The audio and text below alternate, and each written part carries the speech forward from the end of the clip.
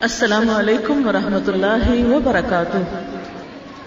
آپ کو معلوم ہے کہ جب سلام کا جواب دیتے ہیں تو اس پر بھی ثواب ملتا ہے۔ نحمده ونصلی علی رسولہ الکریم، اما بعد فاعوذ باللہ من الشیطان الرجیم، بسم اللہ الرحمن الرحیم، رب اشرح لی صدری ویسر لی امری واحلل عقدۃ من لسانی یفقہوا قولی۔ ان الحمد للہ ونستعینہ ونستغفرہ ونعوذ باللہ من شرور انفسنا ومن سیئات اعمالنا، من یہدہ اللہ فلا مضل لہ ومن یضللہ فلا ہادی لہ، واشہد ان لا الہ الا اللہ واشہد ان محمدا عبدہ ورسولہ۔ یا ایہا الذین آمنوا اتقوا اللہ حق تقاتہ ولا تموتن الا وانتم مسلمون۔ یا ایہا الناس اتقوا ربکم الذی خلقکم من نفس واحدۃ وخلق منها زوجها وبث منہما رجالا کثیرا ونساء واتقوا اللہ الذی تساءلون به والارحام ان اللہ کان علیکم رقیبا۔ یا ایہا الذین آمنوا اتقوا اللہ وقولوا قولا سدیدا یصلح لکم اعمالکم ویغفر لکم ذنوبکم ومن یطع اللہ ورسولہ فقد فاز فوزا عظیما۔ وقال رسول اللہ صلی اللہ علیہ وسلم واللہ انی لاخشاکم للہ واتقاکم لہ ولکنی اصوم وافطر واصلی وارقد واتزوج النساء فمن رغب عن سنتی فلیس منی۔ شکر اور تعریف اللہ تعالیٰ کے لیے ہے، ہم اسی سے مدد چاہتے ہیں اور اسی سے اپنے گناہوں کی معافی چاہتے ہیں۔ ہم اپنے نفس کی شرارتوں اور برائیوں کے مقابلے میں اپنے آپ کو اللہ کی پناہ میں دیتے ہیں۔ حقیقت یہ ہے کہ جس کو اللہ تعالیٰ سیدھے راستے پر چلائے اسے کوئی بھٹکا نہیں سکتا، اور جس کو وہ بھٹکا دے اسے کوئی سیدھے راستے پر لا نہیں سکتا۔ اور میں گواہی دیتا ہوں کہ اللہ کے سوا کوئی معبود نہیں، اور میں گواہی دیتا ہوں کہ محمد صلی اللہ علیہ وسلم اللہ کے بندے اور اس کے رسول ہیں۔ اے ایمان والو، ٹھیک ٹھیک اللہ کا تقوی اختیار کرو اور مرتے دم تک اس کی وفاداری اور اطاعت شعاری پر قائم رہو۔ اے لوگو، اپنے رب کے غضب سے بچو جس نے تمہیں ایک جان سے پیدا کیا اور اسی جان سے اس کا جوڑا بنایا، اور ان دونوں سے بہت سے مرد اور عورتیں پھیلا دیں۔ اس پالنے والے اللہ کی ناراضگی سے بچتے رہنا جس کا واسطہ دے کر تم ایک دوسرے سے اپنے حقوق مانگتے ہو، اور رشتہ داروں کے حقوق کا پاس اور لحاظ رکھو۔ یقین جانو خدا تمہاری نگرانی کر رہا ہے۔ اے ایمان والو، اللہ سے ڈرتے رہو اور جچی تلی مضبوط بات زبان سے نکالو۔ اللہ تمہارے اعمال کی اصلاح فرما دے گا اور گناہوں پہ معافی کا پردہ ڈال دے گا۔ اور جو لوگ اللہ اور اس کے رسول صلی اللہ علیہ وسلم کی اطاعت اور فرما برداری کریں گے وہ عظیم کامیابی سے سرفراز ہوں گے۔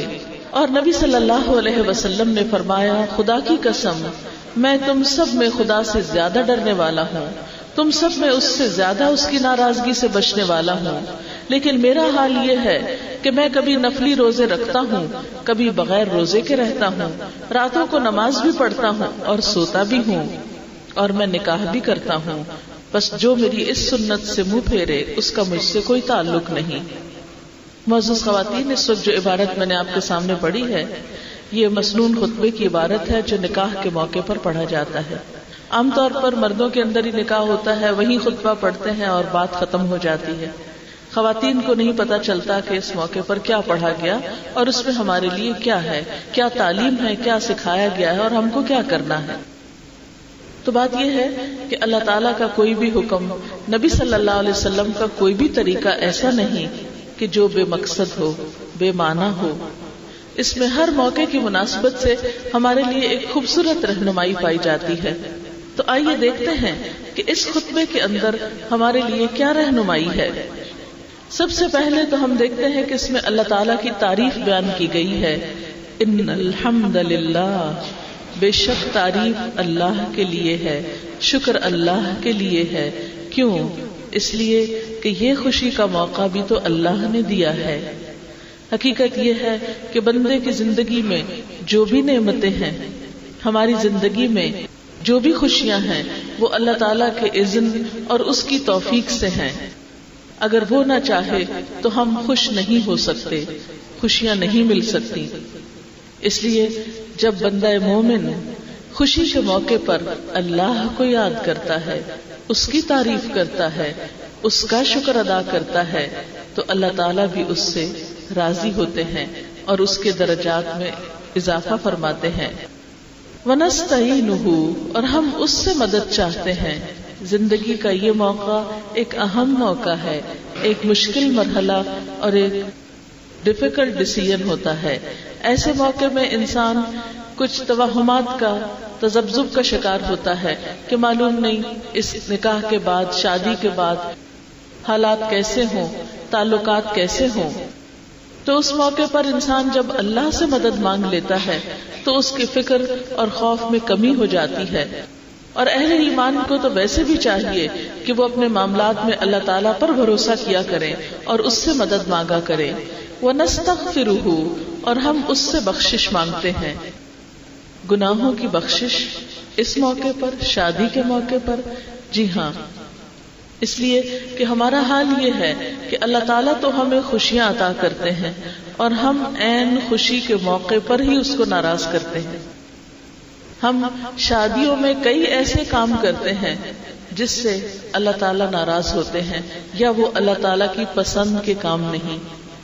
آپ دیکھیں کہ جب کوئی خوشی کا موقع ہوتا ہے تو ہم روٹھے ہوئوں کو بھی منا لیتے ہیں. کئی رشتہ دار عرصے سے ایک دوسرے سے ناراض ہوتے ہیں، جب کوئی خوشی غمی ہوتی ہے تو ایک دوسرے کو منا کے پھر اکٹھے ہو جاتے ہیں. لیکن کتنے حیرت کی بات ہے کہ خوشی کے اس موقع پر ہم ایسے ایسے کام کریں جس سے اللہ تعالیٰ ناراض ہوں. یہ تو ہمیں زیب نہیں دیتا.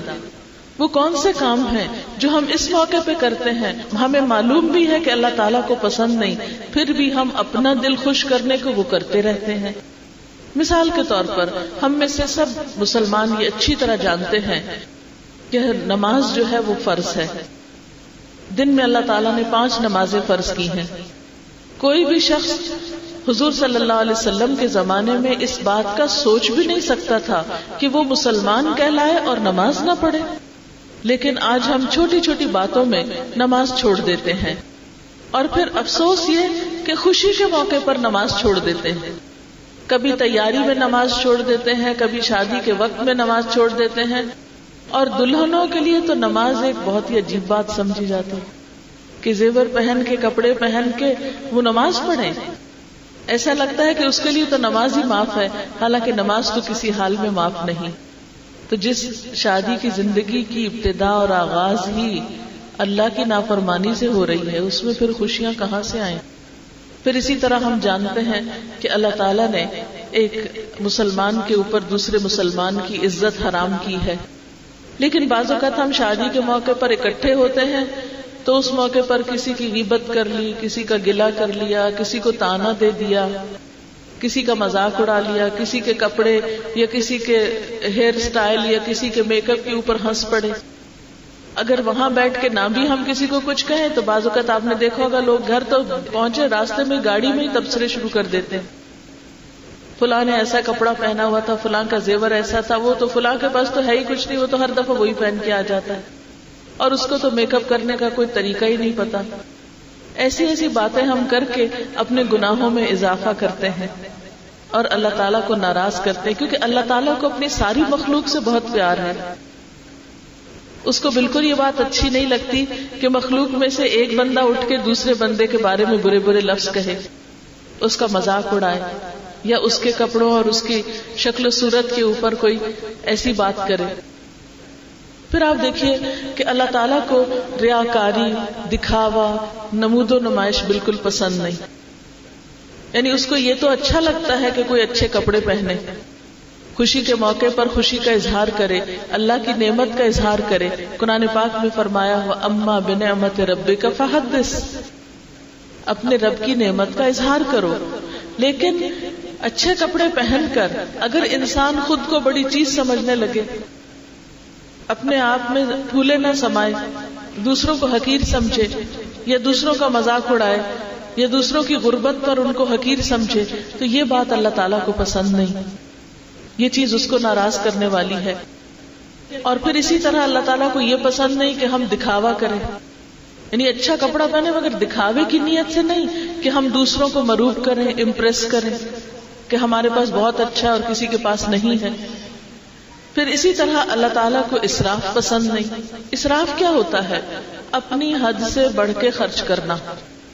اپنے پاس ہمت نہیں، قرضہ لے کر اور بعض اوقات سود پہ قرضہ لے کر ہم شادیوں کے اخراجات کے لیے پیسہ اکٹھا کرتے ہیں اور ساری زندگی اس ماں باپ کی بیچاروں کی گزرتی ہے اس قرضے کو اتارنے میں. یہ سب ہم پہ کس نے پابندی عائد کی؟ اسلام میں تو ایسی کوئی بات نہیں. ہم دیکھتے ہیں کہ صحابہ کرام میں کیا ہوتا تھا. حضرت جابر بن عبداللہ کو حضور صلی اللہ علیہ وسلم نے دیکھا کہ بہت اچھے کپڑے پہنے ہوئے ہیں اور کچھ رنگ بھی ان کے اوپر پڑا ہوا ہے. تو آپ مسکرا کے پوچھتے ہیں جابر کیا تم نے شادی کر لی؟ تو حضرت جابر کہتے ہیں جی اللہ کے رسول صلی اللہ علیہ وسلم میں نے فلاں عورت سے شادی کی ہے. تو آپ نے فرمایا کہ اچھا اولم ولو بشاتن، پھر تم ولیمہ بھی ضرور کرو، خواہ ایک بکری ہی کیوں نہ ذبح کرو. تو اس سے کیا پتا چلتا ہے کہ حضرت جابر نے شادی کی اور حضور صلی اللہ علیہ وسلم تک کو تکلیف نہیں دی کہ وہ اس میں شریک ہو کر ضرور شامل ہوں یا اپنا وقت ضائع کریں یا اس قسم کا کوئی دکھاوا نہیں کیا، کوئی بہت لوگوں کی بھیڑ جمع نہیں کی. ٹھیک ہے قریبی رشتہ دار تو جمع ہو، لیکن بے وجہ میں بہت سے لوگوں کو اکٹھا کر لینا، بہت سے لوگوں کا وقت ضائع کرنا اور پھر اتنا سلسلہ بڑھا دینا، اتنے کھانوں کا انتظام کرنا کہ انسان اپنی استطاعت سے باہر نکل جائے، یہ کوئی پسندیدہ بات نہیں. پھر اسی طرح بعض اوقات ہم جھوٹی نمائش اس طرح کرتے ہیں کہ کسی سے مانگ تانگ کے زیور پہنا، کپڑے پہنے، دکھاوے کا سارا کام کیا. تو یہ جو فضول خرچی ہے اس موقع پر وہ اللہ تعالیٰ کو پسند نہیں. قرآن پاک میں آتا ہے ان المبذرین کانوا اخوان الشیاطین، کہ فضول خرچ لوگ شیطان کے بھائی ہوتے ہیں. اور آپ کو معلوم ہے کہ شیطان جو ہے اس کا مقام اللہ تعالیٰ کی نگاہ میں کیا ہے. ٹھیک ہے ہم اپنا لباس پہنے مگر اتنی ہی حیثیت کا جتنا ہم خرید سکتے ہوں یا پہن سکتے ہوں. محض دوسروں میں بڑا نظر آنے کے لیے اپنے شوہر کو تنگ کرنا اور پھر اس سے ایسے مطالبے کرنا کہ نہیں فلاں کے پاس اتنے کپڑے ہیں تو میرے پاس اتنے ضرور ہونے چاہیے، اس بات پہ شوہر سے موڈ آف کر لینا، گھر میں بدمزگی پیدا کر دینا، اپنے تعلقات کو خراب کرنا، شوہر کو مجبور کرنا کہ وہ رشوت کے پیسے لائے، حرام کمائی کرے، جہاں سے مرضی پورا کرے اور اخراجات بڑھاتے چلے جانا، یہ بات کچھ اچھی نہیں ہے. یہ تمام چیزیں ایسی ہیں کہ جو اللہ تعالیٰ کو پسند نہیں. پھر آپ دیکھیے کہ ہم لباس پہنتے ہیں تو بعض اوقات لباس پہن کے بھی ننگے رہتے ہیں، جبکہ حدیث پاک میں کیا آتا ہے کہ کچھ عورتیں ایسی ہوں گی کہ جو لا يدخلن الجنت ولا یجدن ریحھا، جو نہ جنت میں داخل ہوں گی نہ اس کی خوشبو پائیں گی. آپ نے فرمایا میری امت کے 2 گروہ ایسے ہیں کہ جن کو میں نے نہیں دیکھا، یعنی آپ کے زمانے میں عورتیں ایسے لباس نہیں پہنتی تھی مسلمان عورتیں، فرمایا میرے بعد میری امت میں ایسی عورتیں آئیں گی. اور وہ کیسی ہوں گی؟ نساء کاسیات عاریات، وہ عورتیں جو کپڑے بھی پہنے ہوں گی اس کے باوجود ننگی ہو رہی ہوں گی. رؤوسہن کاسنمۃ البخت، ان کے سر اونٹنی کی کوہان کی طرح اٹھے ہوئے ہوں گے، یعنی ان کے ہیئر سٹائل ایسے ہوں گے کہ سر بہت اونچا نظر آ رہا ہوگا. اللہ سبحانہ وتعالیٰ نے اس لباس کو پسند نہیں کیا کہ جس میں عورت لباس پہن کے ننگی رہے. آج آپ دیکھیں کہ ہم خواتین بسا اوقات جالی کے ایسے کپڑے پہنتے ہیں جس میں پورے بازو ننگے ہو رہے ہوتے ہیں. اور پھر چلے عورتوں کے بیچ میں تو کسی حد تک کوئی گنجائش یا رخصت نکلتی ہے، بعض اوقات محرم نامحرم رشتہ دار مرد حضرات دیکھتے چلے جاتے ہیں، بعض اوقات انہی کپڑوں میں ہم گلی بازار میں نکل جاتے ہیں، بعض اوقات اور جوان لڑکے آ جاتے ہیں اور مکس گیدرنگ ہوتی ہے اور عورتیں اسی طرح کے لباس میں ننگی نظر آ رہی ہوتی ہیں. اس سے شیطان تو خوش ہو سکتا ہے، اللہ تعالیٰ خوش نہیں ہوتے. اس پیاری ہستی کی ناراضگی میں، اس کی ناراضگی میں پھر ہماری خوشی کیا؟ اس نے تو ہمیں خوشی دی اور ہم خوشی کے موقع پر ہی اس کو ناراض کر رہے ہیں، اپنے لباس سے، اپنے طریقوں سے، اپنی اور چیزوں سے. تو ہمیں اس موقع پر اس طرح کے طرز عمل اور ایسے رویے سے بچنے کی ضرورت ہے. تو وَنَسْتَغْفِرُهُ، ہم اس سے بخشش مانگتے ہیں، کیونکہ گناہوں کے اپنے اثرات ہوتے ہیں. بعض اوقات بندہ مومن کا رزق گناہ کی وجہ سے روک لیا جاتا ہے. بعض اوقات کچھ قوموں پر اللہ تعالیٰ کے عذاب آئے کیونکہ انہوں نے اللہ کی بہت نافرمانی کی. تو ہمیں ہر وقت اللہ تعالیٰ کی بزرگی کو اور اس کے مقام اور مرتبے کو سامنے رکھتے ہوئے گناہوں سے توبہ کرنی چاہیے. پھر ہمارے معاشرے میں ایک اور بہت رواج ہو گیا ہے کہ شادی کے دن دلہن کی مووی ضرور بناتے ہیں. اب دیکھیں کہ عورت کا تو سارا اس کی جو زیب و زینت اور خوبصورتی ہے وہ اس کے شوہر کے لیے ہوتی ہے. شوہر کی باری تو سب کے بعد میں آتی ہے، مووی والے کی باری پہلے آ جاتی ہے. وہ سب حسن دیکھ لیتا ہے اور ہر اینگل سے دیکھتا ہے، کلوز اپ لیتا ہے اور ایک ایک چیز کو غور غور سے دیکھتا ہے. جب مووی بنتی ہے ایسی تھوڑی، اور پھر وہ مووی سارے خاندان کے اور باہر کے رشتہ دار بیٹھ کے دیکھتے رہتے ہیں. اور اس طرح عورت کا وہ حسن جو قرآن پاک میں اللہ تعالیٰ کا حکم ہے وَلَا يُبْدِينَ زِينَتَهُنَّ إِلَّا لِبُعُولَتِهِنَّ، اور وہ اپنی زینت کو ظاہر نہ کریں مگر اپنے شوہروں کے لیے. تو وہ ہماری زینت جو ہے وہ غیر محرم دیکھتے رہتے ہیں، جس کو اللہ تعالیٰ نے حرام کیا ہے کہ کوئی اور دیکھے ایک مسلمان عورت کی زیب و زینت. تو یہ ہم نافرمانی کے کام شادیوں کے موقع پر بہت زیادہ کرنے لگ گئے ہیں، اور یہ مسلمان ہوتے ہوئے ہم کو زیب نہیں دیتے. اس لیے ان چیزوں پر ہمیں توبہ کرنی چاہیے اور اللہ تعالیٰ کی رضامندی اور پسند کے کاموں کی طرف رجوع کرنا چاہیے. وَنَعُوذُ بِاللَّهِ مِن شُرُورِ أَنفُسِنَا، اور ہم اپنے آپ کو اللہ کی پناہ میں دیتے ہیں اپنے نفس کے شر سے بچنے کے لیے. یہ نفس کا شر کیا چیز ہوتی ہے اور شادی کے موقع پر یہ شر کیسے نقصان دیتا ہے؟ یہ ہوتا ہے وہی شر جو ابلیس کو لاحق ہوا تھا. اس نے کہا تھا انا خیر منہ، میں دوسرے سے زیادہ اچھا ہوں. جب ایک شوہر یا ایک بیوی کے نفس میں ایسی بات آتی ہے، مثلا بیوی کہتی ہے میں شوہر سے زیادہ پڑھی لکھی ہوں، میں زیادہ مالدار ہوں، میں زیادہ خوبصورت ہوں، میرے خاندان جو ہے وہ بہت اونچا ہے، تو ایسی لڑکی کبھی بھی شوہر کی عزت نہیں کر پاتی. اور جو لڑکی شوہر کی عزت نہیں کر پاتی پھر اس کو خوشی نہیں نصیب ہوتی، کیونکہ عزت تو دینے سے ملتی ہے، چھیننے سے تو نہیں ملتی. اپنی بڑائیاں جتانے سے تو عزت نہیں ملتی، اپنے آپ کو بڑا ثابت کرنے سے تو عزت نہیں ملتی. مثلا اگر ہم سارا دن بیٹھ کے اپنے منہ میاں مٹھو بنے اور اپنے شوہر کو اپنے خاندان کے قصے کہانیاں سنائیں، ہم کہاں کہاں سے بڑے ہیں اور میرے اندر کیا کیا بڑائیاں ہیں، یہ چیز شوہر کو نہیں امپریس کرتی. یہ ہمارے نفس کا دھوکہ ہوتا ہے کہ شاید ہم اپنا روب قائم کریں گے، اپنا ہاتھ بڑا رکھیں گے تو پھر دوسرا ہمارے دباؤ میں آ جائے گا. اس سے وقتی طور پہ تو شاید کوئی مروب ہو جائے، لیکن سچی عزت اور محبت ایسے شخص کو نہیں ملا کرتی. سچی عزت اور محبت تو قربانی سے ملتی ہے، دوسرے کو عزت دینے سے ملتی ہے، دوسرے کے قصور معاف کرنے سے ملتی ہے، مٹ کے رہنے سے ملتی ہے. آپ دیکھیے کہ ایک پھول اور پھل کہاں سے نکلتے ہیں؟ جب ان کے بیج مٹی میں ملتے ہیں، جب یہ رنگین پھول سامنے آتے ہیں خوبصورتی آتی ہے. اگر یہ پودے مٹی کے اندر نہ جائیں، اگر بیج مٹی میں گم نہ ہو، تواضع نہ اختیار کرے تو یہ رنگین پھول آپ نہیں دیکھ سکتے. اسی طرح جو عورت اپنے سسرال میں تواضع نہیں اختیار کرتی، جو اپنے شوہر کے سامنے عاجزی اختیار نہیں کرتی اور اس کی خدمت نہیں کرتی یا اس کی عزت نہیں کرتی، پھر اس کی زندگی میں بھی پھول پھل نہیں آتے. اس لیے نہایت ضروری ہے کہ اس موقع پر انسان شادی کے بعد زندگی کا آغاز کرتے ہوئے کیا کہے؟ نعوذ باللہ، ہم اپنے آپ کو اللہ کی پناہ میں دیتے ہیں، یا اللہ تو ہماری حفاظت کرنا کہ ہم اپنے نفس کے شر سے بچیں. ومن سیئات اعمالنا، اور ہمارے اعمال کی برائیوں سے یا اللہ تو ہم کو بچا لے. اعمال کی برائیاں کیا ہوتی ہیں؟ اعمال کی برائی کوئی بھی غلط کام، کوئی بھی گناہ کا کام، کوئی بھی زیادتی کا کام، اس کا نتیجہ اچھا تو نہیں ہو سکتا. مثلا اگر میں یہ گلاس پھینکوں تو یہ گلاس ٹوٹے گا نا، اور اس کا کانچ ہو سکتا ہے میرے اوپر اچھل کر آ پڑے.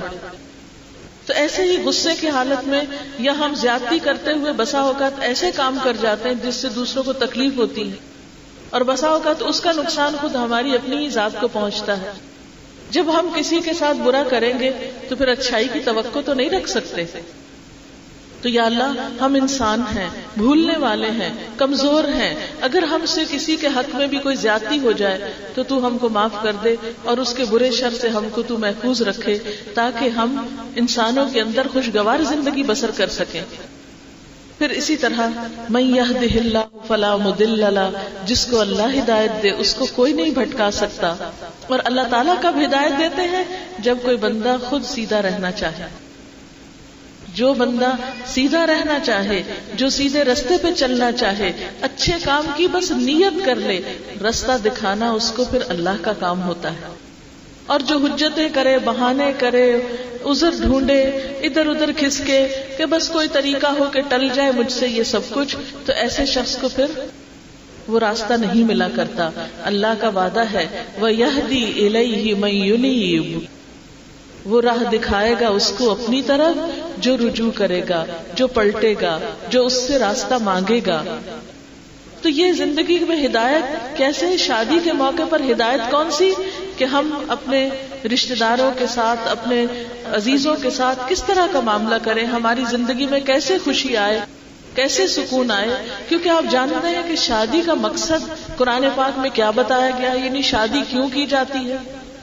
اللہ تعالیٰ فرماتے ہیں وَمِنْ آیَاتِهِ، اور اس کی نشانیوں میں سے ہے أَنْ خَلَقَ لَكُم مِّنْ أَنفُسِكُمْ أَزْوَاجًا لِتَسْكُنُوا إِلَيْهَا، کہ اس کی نشانیوں میں سے ہے کہ اس نے تمہارے نفسوں میں سے تمہارے لیے جوڑے پیدا کیے، یعنی انسان کا جوڑا انسان سے پیدا کیا، جانوروں کا میچ نہیں رکھا ساتھ.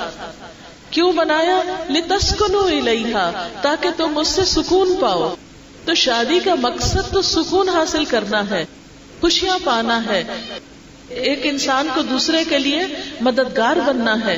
زندگی کے اس کٹھن راستے میں، مشکل سفر میں دونوں کو ایک دوسرے کا سہارا بننا ہے تاکہ وہ ایک اچھا خاندان وجود میں لائیں، بچوں کی اچھی تربیت کریں، زندگی کے بہت سی ضروریات کو آسان طریقے سے پورا کر سکیں. لیکن جس گھر میں سکون نہیں ہوتا وہاں بچے بھی متاثر ہوتے ہیں، وہاں دوسرے خاندان والے بھی متاثر ہوتے ہیں.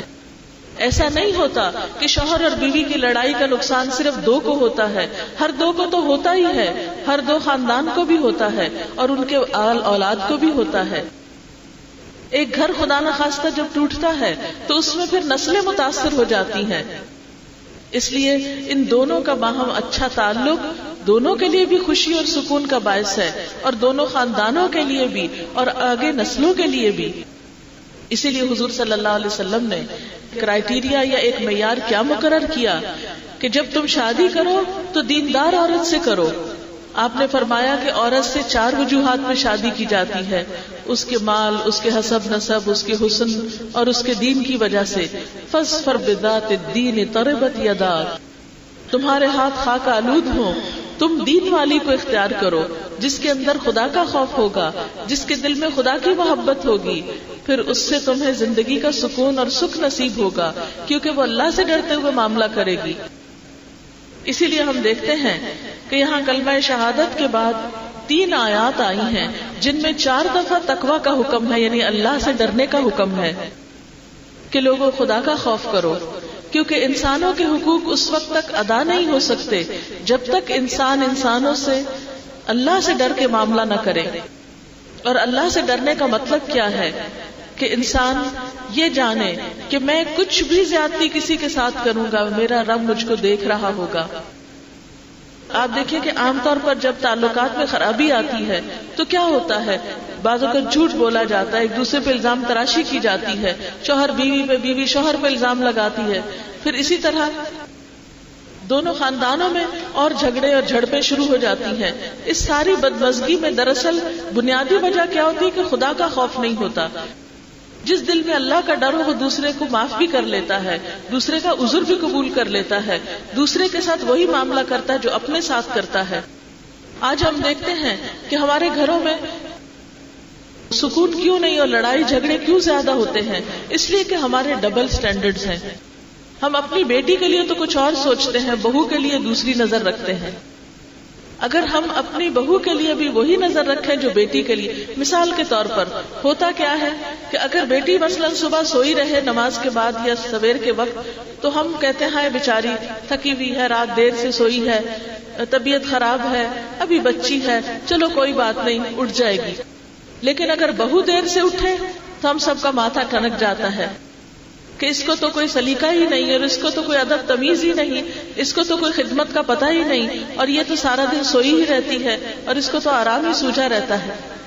تو اس کا نتیجہ کیا ہوتا ہے کہ تعلقات اچھے نہیں رہتے. پھر اسی طرح ایک بہو کے لیے، اپنی ماں کے لیے ہمارا دل بہت نرم ہوتا ہے، اس کی تو ہم ڈانٹ بھی کھا لیتے ہیں، اس کی تو بچپن میں ہم مار بھی کھا لیتے ہیں، سب کچھ اس کے باوجود وہ ہماری ماں ہے. وہ زیادتی بھی کرے تو ماں ہے. ساس بیچاری اگر ٹیڑھی آنکھ سے بھی دیکھے تو وہ ساس ہے، اس کا دیکھنا تو بہت ہی برا لگتا ہے، اس کی ڈانٹ کھانا تو بہت برا لگتا ہے، اور اس کا ناراض ہونا تو ہمیں بہت پریشان کرتا ہے. تو اگر اس کو بھی ماں سمجھ لیں، اور اگر یہ سوچے کہ اپنی ماں بھی تو ڈانٹتی ہے، کیا ہوا اگر شوہر کی ماں نے کچھ ڈانٹ دیا، تو ایسے میں انسان کے بہت سی مشکلات آسان ہو جاتی ہیں. تقویٰ کا مطلب کیا ہے کہ انسان جو اپنے لیے چاہے وہی دوسرے کے لیے چاہے. جو اپنے خاندان کے لیے انسان کی محبت ہے وہی خیر خواہی اور محبت دوسرے خاندان کے لیے بھی ہو. اس لیے عموماً ہم اس غلط فہمی کا شکار رہتے ہیں کہ شاید شادی کی خوشیوں کا انحصار اس بات پر ہے کہ ہمارے پاس زیور بہت ہو، یا کپڑے بہت اچھے ہوں، یا گھر بہت اچھا ہو، یا شوہر کی ملازمت بہت اچھی ہو، یا بزنس بہت اعلیٰ ہو، تو پھر تو ہمارے گھر میں خوشیاں ہی خوشیاں ہوں گی. جبکہ یہ ایک غلط فہمی ہے. آپ نے دیکھا ہوگا بہت سے سونے کے زیورات سے لدے ہوئے لوگ دل کی خوشیوں سے خالی ہوتے ہیں، ان کے اندر سکون نہیں ہوتا. عالی شان بنگلوں میں رہنے والے بھی بسا اوقات سو نہیں سکتے، ان کو سونے کے لیے سلیپنگ پلز چاہیے ہوتی ہیں. تو اس سے کیا پتہ چلتا ہے کہ خوشیاں مال و دولت سے نہیں ملا کرتی، بڑے گھروں سے نہیں ملا کرتی، اچھے زیور اور کپڑے سے نہیں ملتی. خوشی کے لیے دل کا سکون ضروری ہے، اور وہی دل سکون پاتا ہے جس میں خدا کا خوف ہوتا ہے، جس میں اللہ کی محبت ہوتی ہے. تو اس لیے یہ بات نہایت ضروری ہے کہ ہمارے دلوں میں خدا کا خوف ہو. اسی لیے اللہ تعالیٰ فرماتے ہیں یا ایھا الذین آمنوا اتقوا اللہ، اے لوگو جو ایمان لائے ہو اللہ سے ڈرو. کیسے ڈرو؟ حق تقاتہ، جیسے اس سے ڈرنے کا حق ہے. ولا تموتن الا وانتم مسلمون، اور تم ہرگز نہ مرنا مگر اس حال میں کہ تم مسلمان ہو. تمہاری موت اللہ کی فرما برداری میں آئے، کیونکہ آپ کو معلوم ہے انسان جس حال میں مرتا ہے اسی میں اٹھے گا اور اسی سے اس کا معاملہ پھر ہوگا. تو اس طرح کی دعا کرنی چاہیے کہ اللہ ایمان کی سلامتی کے ساتھ دنیا سے رخصت ہوں، اس حال میں موت آئے کہ ہم تیری اطاعت اور فرما برداری کا کام کر رہے ہوں. اور یہ اسی کو نصیب ہوتی ہے جو اس زندگی کے ہر معاملے میں اس کا خیال رکھتا ہے.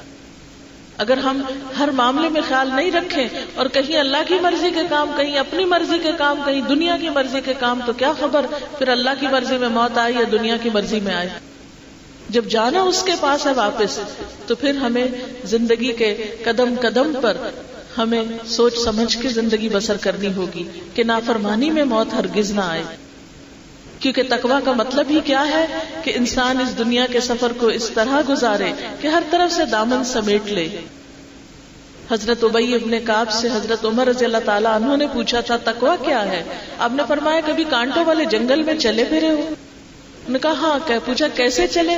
کہا دامن سمیٹ کے، سنبھال کے، کہ کہیں کہیں کانٹا نہ الجھ جائے اور دامن نہ پھاڑ دے. بالکل دنیا میں اسی طرح ہر طرف کانٹے ہیں، آزمائشیں ہیں، طرح طرح کی مشکلات ہیں. اس میں انسان اتنا سنبھل کے چلے، سنبھل کر بولے، سنبھل کر کام کرے کہ کہیں کسی چیز میں الجھ کر اپنا ایمان نہ خراب کر بیٹھے. کیونکہ ایک حدیث پاک میں آتا ہے کہ انسان بسا اوقات بے دھیانی میں اپنی زبان سے ایسے جملے بول جاتا ہے، ایسا کلمہ بول جاتا ہے کہ اس کی وجہ سے اس کی ساری زندگی کی نیکیاں برباد ہو جاتی ہیں، اب وہ جہنم میں جا گرتا ہے. اور پھر اسی لیے یہاں پر یہ آیت فرمائی قولوا قولا سدیدا، درست جچی تلی مضبوط بات زبان سے نکالو. عام طور پر گھروں میں جھگڑے فساد کیوں ہوتے ہیں؟ جب ہم بے احتیاطی سے بولتے ہیں، جب ہم سنی سنائی باتیں آگے پہنچاتے رہتے ہیں، جب ہم بدگمانی سے کام لے کر اپنے آپ کو ناروا باتوں میں الجھا لیتے ہیں. اب دیکھیے اللہ تعالیٰ نے شوہر اور بیوی کا رشتہ جو ہے وہ کیسا رکھا. ہن لباس لکم وانتم لباس لہن، وہ تمہارا لباس ہے، تم ان کا لباس ہو. تم ان کو ڈھانکو، وہ تمہیں ڈھانکیں. وہ تمہیں حسن بخشیں، تم ان کو حسن بخشو.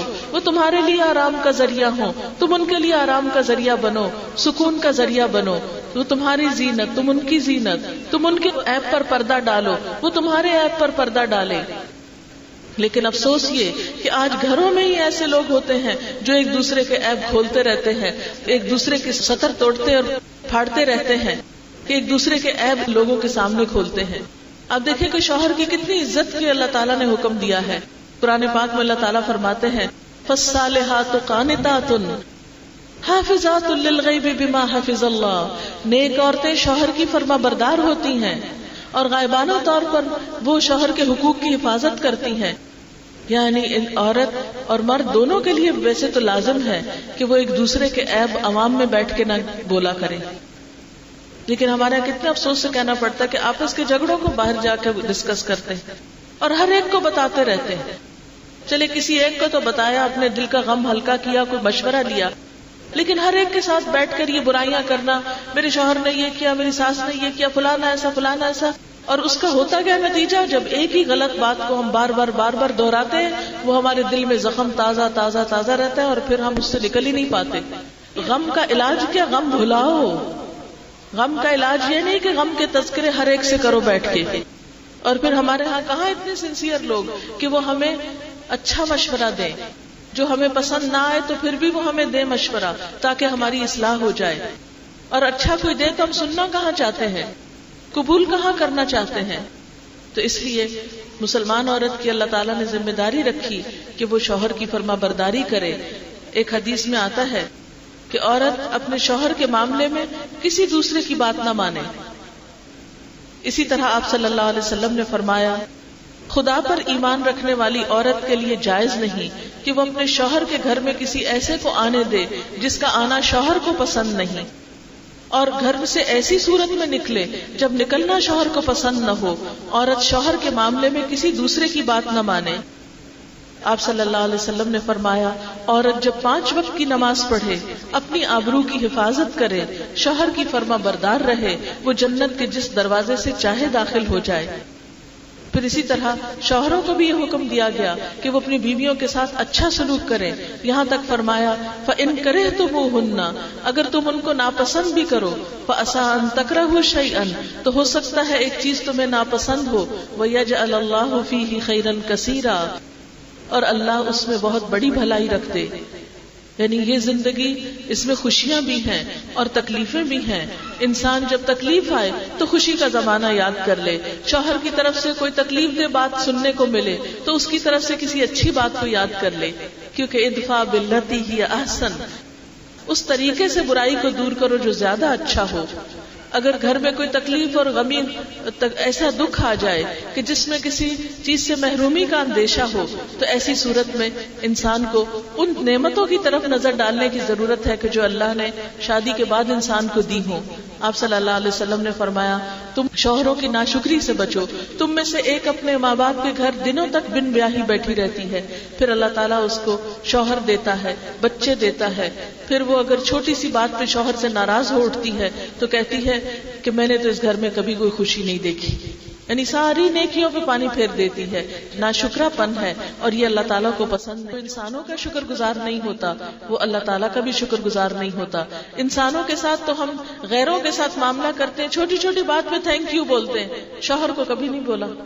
اور اسی طرح شوہر بیوی کو کبھی نہیں شکریہ کہتا. تو یہ چیز جو ہے زبان سے کبھی انسان دوسرے کی تعریف کر دے، محبت کا اظہار کر دے تو یہ زندگی میں بہت سی خوشیاں پیدا کر دیتا ہے. لیکن عموماً ہم اس معاملے میں بہت بخیل واقع ہوتے ہیں. پھر اسی طرح یہ کہ شوہر کو یہ بھی حکم ہے کہ وہ بیوی کے ساتھ درگزر کا معاملہ کرے. قرآن پاک میں اللہ تعالیٰ فرماتے ہیں یا ایھا الذین آمنوا ان من ازواجکم واولادکم عدوا لکم، اے ایمان والو تمہارے بعض بیویاں اور بچے تمہارے دشمن ہو سکتے ہیں.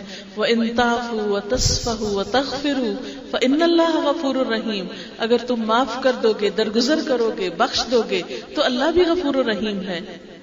اور کامیاب انسان وہ ہے جو دل کی تنگی سے بچا لیا جائے. ہم کسی کے ساتھ کیوں نہیں مسکرا کے پیش آتے, سلام میں پہل کیوں نہیں کرتے, کسی کو گلے سے کیوں نہیں لگاتے؟ کیونکہ ہمارے دل چھوٹے ہیں, دل تنگ ہے. ہم دوسروں کو معاف کرنا سیکھیں, اگنور کر دیں. ہم کس لیے دوسرے کو معاف کر دیں کہ ہم اپنے لیے بھی تو یہی چاہتے ہیں اللہ ہم کو معاف کر دے. تو اگر ہم دوسروں کو معاف کریں گے, دوسروں کے لیے دل بڑا کریں گے, تکلیف دہ نقصان دہ چیزوں کو مٹا دیں گے, تو انشاءاللہ زندگی میں بہت سی خوشیاں آئیں گی. اور یقیناً خوشیاں اسی وقت آتی ہیں جب انسان اللہ کے لیے معاف کر دے, جب اللہ سے اجر پانے کے لیے دوسرے کی دکھ تکلیف کو بھول جائے.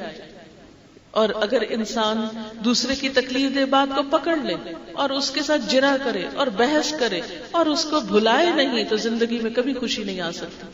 اور ایک اور بات اس موقع کی مناسبت سے ہی کہنا چاہوں گی, کوئی گھر ایسا نہیں جہاں شوہر بیوی میں تکرار نہ ہو, کوئی گھر ایسا نہیں جہاں آپس میں اختلاف رائے نہ ہو, کوئی جگہ ایسی نہیں کہ جہاں مزاج کا فرق نہ ہو, پسند ناپسند کا فرق نہ ہو. سب سے بڑا فرق تو اللہ تعالیٰ نے خود ہی رکھ دیا, ایک کو مرد بنایا اور ایک کو عورت بنایا, وہ دونوں ایک جیسے کیسے ہو سکتے ہیں؟ تو ایسے موقع پر صبر و تحمل کی ضرورت ہے, ایسے موقع پر سیکریفائس کرنے کی ضرورت. کسی کو خوش کرنے کے لیے کبھی خود تکلیف اٹھا لی, دل نہ بھی چاہے دوسرے کی خوشی میں شریک ہو گئے, تو آپ دیکھیں گے کسی وقت دوسرا آپ کو خوش کر دے گا. تو یہ تو دونوں کا باہم ایک دوسرے کے ساتھ ایسا ہی معاملہ ہوتا ہے کہ کبھی ایک قربانی کر جائے کبھی دوسرا, کبھی ایک معاف کر جائے کبھی دوسرا, اور کبھی پچھلی بھولی بسری باتوں کو یاد کر کر کے ایک دوسرے کو تانے نہیں دینے چاہیے. بہت سے تعلقات کی خرابی اس لیے بھی ہوتی ہے کہ شوہر اور بیوی ڈے 1 سے شروع کرتے ہیں, بارات میں یہ ہوا تھا, ولیمے میں یہ ہوا تھا, گھر لائے تھے تو یہ ہوا تھا, تمہارے گھر گئے تھے تو یہ ہوا تھا, مجھے کھانا نہیں پوچھا تھا, مجھے اچھی جگہ بٹھایا نہیں تھا, میری عزت نہیں کی تھی, وغیرہ وغیرہ. شروع دن سے لسٹ بنا کے رکھتے ہیں ہم ساری زیادتیوں کی, اور 10-20 سال شادی کے بعد بھی ہم وہیں سے شروع ہوتے ہیں پہلے دن سے. نتیجہ کیا نکلتا ہے؟ کبھی بھی حالات اچھے نہیں ہوتے, اور وہی کچوکے لگا لگا کے زخموں کو پھر کریدتے ہیں. تو اس لیے ضرورت اس بات کی ہے کہ ہم اپنے گھرانے کو خوشحال بنانے کے لیے ایک دوسرے کے ساتھ اچھا سلوک کریں, محبت کا اظہار کریں, آگے بڑھ کر سلام کریں, عزت دیں. تو انشاءاللہ اگر آپ دوسروں کے لیے اچھا کریں گے تو پلٹ کر آپ کو بھی اچھائی ملے گی. وآخر دعوانا ان الحمدللہ رب العالمین. اب دعا کر لیتے ہیں. سبحان اللہ والحمد للہ ولا الہ الا اللہ واللہ اکبر ولا حول ولا قوة الا باللہ العلی العظیم. اللہم صل علی محمد وعلی آل محمد کما صلیت علی ابراہیم وعلی آل ابراہیم انک حمید مجید. ربنا آتنا فی الدنیا حسنۃ وفی الآخرۃ حسنۃ وقنا عذاب النار. ربنا لا تزغ قلوبنا بعد إذ هديتنا وهب لنا من لدنك رحمة إنك أنت الوهاب. ربنا هب لنا من أزواجنا وذرياتنا قرة أعين واجعلنا للمتقين إماما. یا اللہ پاک جو کچھ ہم نے پڑھا ہے اپنی رحمت سے قبول فرما. یا اللہ ان بچیوں کی شادی کو کامیاب بنا دے, ان دونوں کے لیے آپس میں ان کے شوہروں کے لیے اور ان کے لیے آنکھوں کی ٹھنڈک ایک دوسرے کے لیے پیدا کر دے, دونوں گھرانوں میں خوشیاں پیدا کر دے, ہر طرح کے دکھ تکلیف پریشانی سے بچا لینا, ان کو نیکی پر قائم رکھنا. یا اللہ جتنے بھی حاضرین مجلس ہیں ان کے دلوں میں جو دعائیں اور نیک تمنائیں ہیں اللہ پاک ان سب کو پورا فرما دے. یا اللہ تو ہمارے گناہوں کو معاف کر دے. یا اللہ ہمیں اپنا قرب نصیب فرما. یا رب العالمین تو ہم سب کی حفاظت فرما. یا اللہ سب کے گھرانوں پر اپنی رحمت نازل فرما. ہمارے بچوں کو ہماری آنکھوں کی ٹھنڈک بنا, انہیں ہمارے لیے خوشی اور سکون کا ذریعہ بنا. یا اللہ تو ہم سب پر اپنی رحمت نازل فرما, ہم سب سے راضی ہو جا. ربنا تقبل منا انک انت السمیع العلیم وتب علینا انک انت التواب الرحیم. وصلی اللہ تعالی علی خیر خلقہ محمد وعلی آلہ واصحابہ واہل بیتہ اجمعین برحمتک یا ارحم الراحمین. الہی آمین.